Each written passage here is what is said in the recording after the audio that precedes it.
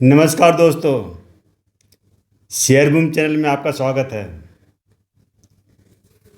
दोस्तों, आज मैं आपके लिए लाया हूँ सरकारी क्षेत्र के बैंक।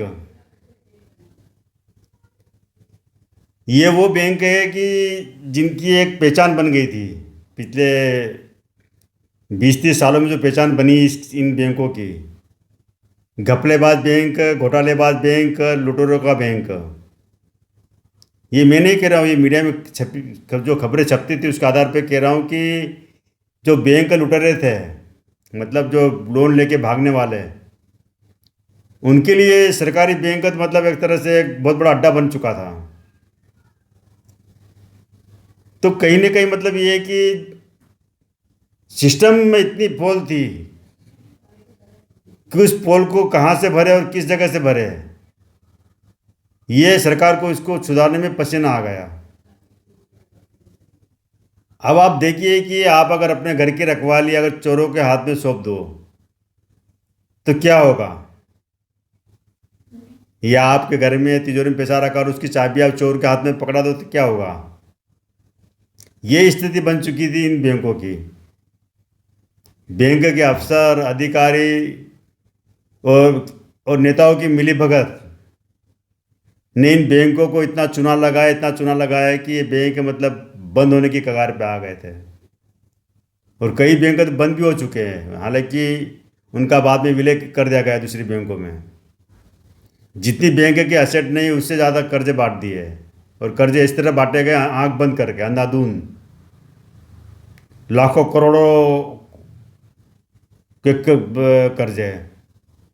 ये भी नहीं देखा गया कि जो आदमी इतना कर्जा ले रहा है वो कर्जा चुकाने लायक उसके पास इतना है भी कि नहीं, या कल कोई आदमी अगर भाग जाइए तो उसका हम पैसा वसूल कहाँ से करेंगे।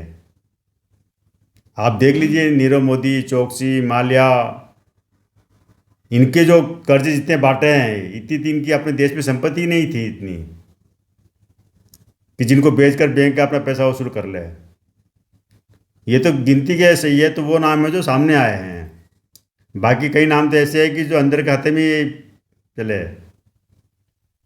यानी कि जो सिस्टम की जो पोल थी पूरी बैंकिंग सरकारी बैंक के जो बैंकिंग सिस्टम की, वो इस खतरनाक स्तर तक पहुंच चुकी थी कि यहाँ पर लगने लगा था खासकर जो कस्टमरों को कि अब हमें अपना पैसा सुरक्षित रखना है तो प्राइवेट बैंक में जाना है। और तेज़ी से ये बैंक के ग्राहक दूर भाग रहे थे। तो मिली भगत इस कदर थी कि आपने देखा होगा हर्षद मेहता कांड या केतन पारिक वाला मामला। किस तरह से एक छोटे से एक कर्मचारी भी मतलब मिली भगत से किस तरह चूना लगा देते थे कर, बैंक मैनेजर से लेकर छोटे बाबू कर, मतलब पूरे पूरे सब ऐसा लगता जैसे जैसे कि भ्रष्ट लोगों का ही बैंक बन चुका था। और ये स्थिति थी। आप 15-20 साल पहले का अगर रिकॉर्ड उठा के देखो तो ये स्थिति सारी बैंकों की चाहिए, यानी कि चाहे एसबीआई को, चाहे बीओआई को, चाहे या के मतलब पीएनबी, बैंक ऑफ बड़ौदा, मतलब कि जितने जितने आप नाम लिख लो। अभी 12 बैंक है, लेकिन पहले बहुत ज़्यादा, पहले 22 बैंक थे। फिर बाद में सबका विलय कर दिया, आपस में विलय करके 12 बैंक बना दिया। अब 12 बैंक काम कर रहे हैं। तो ये जो सिस्टम में जो पोल थी, तो सरकार को जब कई स्तर पे जो इसकी निगरानी वगैरह जांच की तो मालूम पड़ा कि यहाँ पर जो सबसे बड़ा जो फॉल्ट निकल कर आ रहा था वो आरबीआई का ही निकल के आ रहा था। क्योंकि आरबीआई का जो काम होता है कि बैंकिंग सिस्टम पर नज़र रखना, निगरानी करना, और वही कहीं ना कहीं यहाँ पर फेलियर था। और जो जो बैंकिंग सिस्टम की जो पोल थी कि किस तरह तो ये बड़े बड़े जो लुटेरे थे उनको पता थी कि हम किस तरह से हम चुनाव लगा सकते हैं। आपने देखा नीरव मोदी ने किस तरह से यहाँ से जो लेटर लिखवा के उस लेटर के आधार पर विदेशों में लोन ले लिए। तो ये पोल थी जिनको फ़ायदा उठाया। आम आदमी क्या उठाएगा, आम आदमी तो बेचारा फाइल लगाता और चक्कर काटता रहता बैंकों के, सर मेरा लोन पास हुआ, चाहे वो 1000 रुपये का लोन हो चाहे 10,000 का लोन हो, पसीना आ जाता था। वो बेचारा चक्कर लगाता रहता, उसको लोन ही नहीं मिलता था क्योंकि उसके लिए तो बदतर नियम आड़े आ जाते थे। लेकिन बड़े लोगों के लिए कोई नियम थे ही नहीं। खैर, ये तो पुरानी बात हो चुकी है। लेकिन अब जो स्थिति आ रही है निकल के सामने, अभी जो इनके रिजल्ट आ रहे हैं तो काफ़ी अच्छे आ रही है। अपने जो 2020 के जो डाउनफॉल आया था मार्केट में, तब एसबीआई का शेयर 150 रुपये पर आ गया था, पीएनबी का 22-25 रुपये पर आ गया था, बैंक ऑफ बड़ौदा का 30 रुपये पर आ गया था, केनरा बैंक का भी 45-50 रुपये। ये सारे बैंकों के जो शेयर है जो काफ़ी डाउन चले गए थे। तो वहाँ से अगर अभी आप देखोगे, ये 2023 चल रहा है, तो 3 साल में इन्होंने दुगने से ज़्यादा रिकवरी कर ली है। एसबीआई तो 3 गुना से ज़्यादा ऊपर निकल चुका है, बैंक ऑफ बड़ौदा भी 3 गुना निकल चुका है, पीएनबी डबल पे ने दुगना रिटर्न दे दिया है, केनरा बैंक भी 2.5 गुना नीचे से 2.5-3 गुना ऊपर है। मतलब ये जिस तरह से इन्होंने रिकवरी की है, ये बहुत शानदार रिकवरी कही जा सकती है सरकारी बैंकों के लिए, कि 3 साल में दुगना तिगना मतलब शेयर धारकों को रिटर्न मिला है। और अभी सबसे अच्छी बात जो आ रही है इसमें देखने की, घाटे से बाहर आ गए। पीएनबी घाटे से बाहर आ गया है, बैंक ऑफ बड़ौदा घाटे से बाहर आ गया है, केनरा बैंक बाहर आ गया है, एसबीआई बाहर आ गया। मतलब जो उनके घाटे जो हो रहे साल के साथ घाटे बढ़ रहे थे ना, वो घाटे से बाहर निकल आए हैं, अभी मुनाफे में चलने लगे हैं। और अभी इसी तरीके से ये एकदम नहीं हुआ, ये मोदी सरकार की और अटल बिहारी वाजपेयी सरकार की देन थी कि इन्होंने पूरे बैंकिंग सिस्टम को सुधार का जो जिम्मा लिया। हालांकि सरकार ने मदद भी काफ़ी की।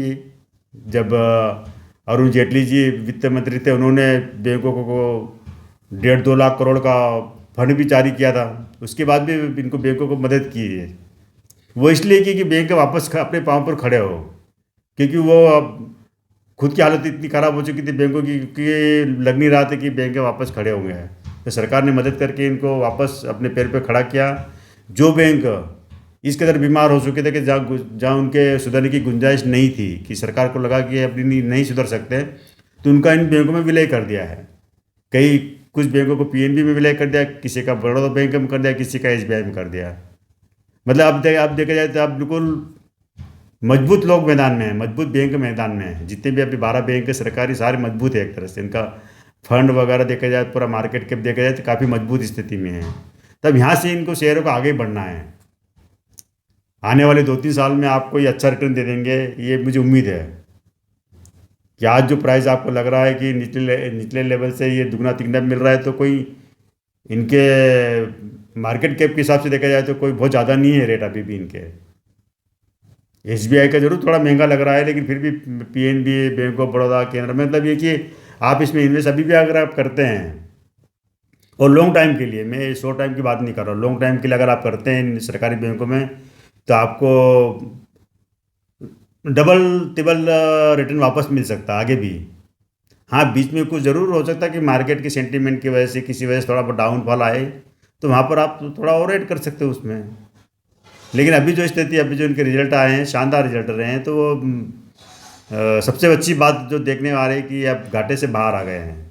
ये किसी भी, चाहे कंपनी हो, चाहे बैंक हो, चाहे कोई भी हो, उसके लिए एक बहुत अच्छा साइन होता है कि आप घाटे से बाहर निकल आए हैं।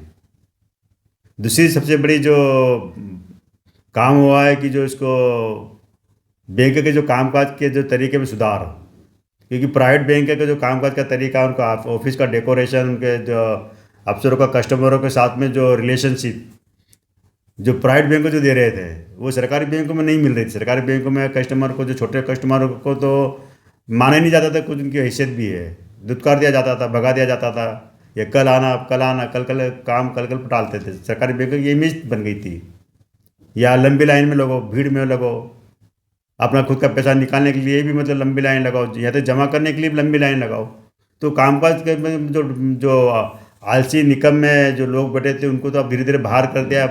अब जो नई एनर्जी के जो लोग भर्ती कर रहे हैं ऑफिस, इनके जो बैंक का आप देखोगे कि सारे जो सरकारी बैंक, एक प्राइवेट बैंक की तरह इनके ऑफिस के भी जो इंटीरियर वगैरह, जो कामकाज करने का तरीका है, वो सुधार आ रहा है।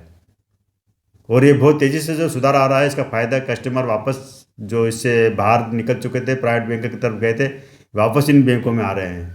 क्योंकि प्राइवेट बैंक क्या है कि है ज़रूर अच्छे, लेकिन वहाँ पर के चार्जेस बहुत ज़्यादा लगते हैं कस्टमरों को, हिडन चार्जेस, जिसको उनको पता ही नहीं होता है और उनके खाते से पैसा कट जाता है। तो वो चार्जेस अभी जो सरकारी बैंक में अभी बहुत कम है उनके मुकाबले।